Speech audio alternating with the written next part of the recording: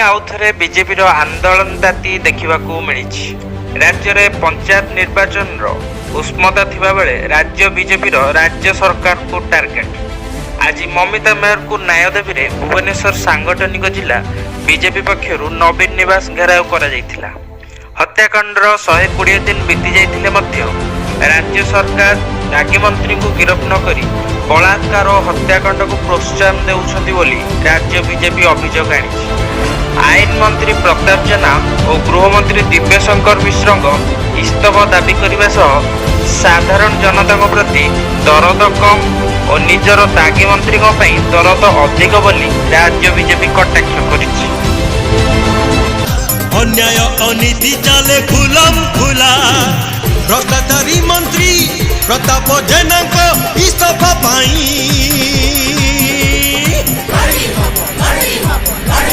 शिशु को पाई न्याय पाई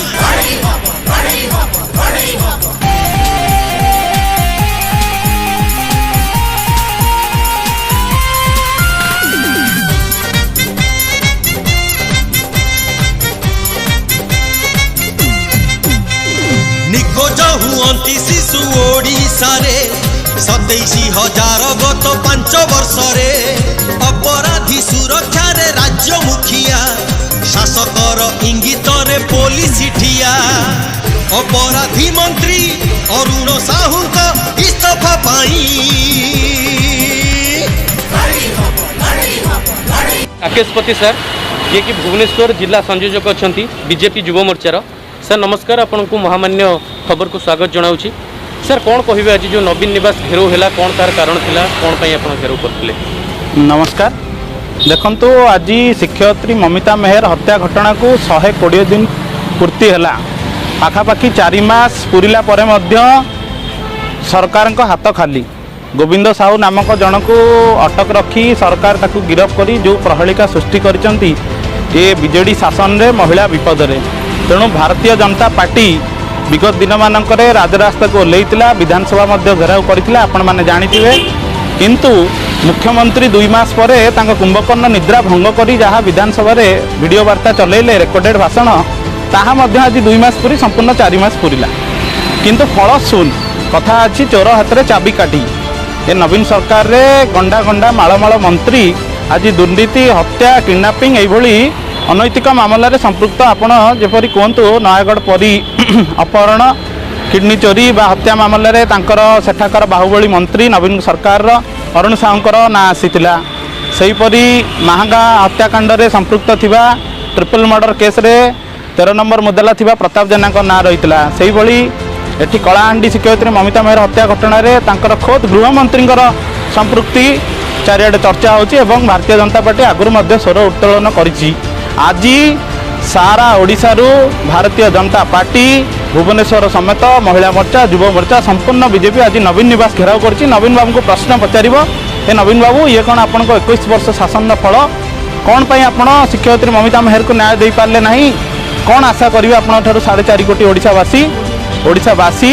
यही जिनस को भल भाव देखि नियंतु एवं भारतीय जनता पार्टी ए लड़ाई को आहुरी तीव्र करिवो दरकार पड़िले आर पार लड़ाई हब पुलिस प्रशासन लगे आम स्वर को चापी देवा चेष्टा करुँच नवीन बाबू या भारतीय जनता पार्टी कदा भी बर्दाश्त करिवो नहीं आगामी दिन में लड़ाई आहुरी रहिबो लड़ाई लड़ाई लड़ाई हब। सर पूर्व दिन मानक देखा जाइए आमर मुख्यमंत्री नवीन पट्टनायक विभिन्न क्षेत्र में कार्यानुष्ठान ग्रहण करछंती दामोदर राउत हूँ प्रशांत जगदेव हूँ जो मैंने विशृंखला कार्य कर विरुद्ध कार्यानुष्ठान ग्रहण कर किंतु कौन पाई कैप्टेन दिव्यशंकर मिश्र क्षेत्र में ता होई पारला नहीं? आज्ञा देखु सही प्रश्न तो आम पचारूँ नवीन बाबू कौ अदृश्य शक्तिर चाप रही जहाँफल